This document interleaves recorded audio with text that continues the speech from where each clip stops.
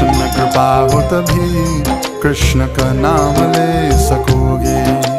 कृष्ण कृपा हो तभी कृष्ण का नाम ले सकोगे।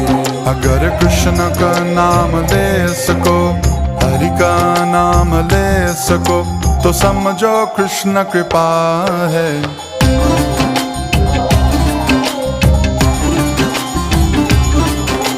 कृष्ण कृपा हो तभी कृष्ण का नाम ले सकोगे।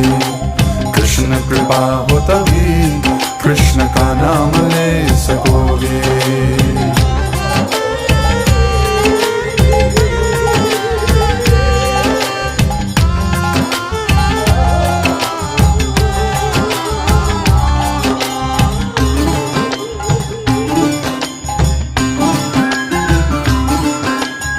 जग के भोगी क्या जाने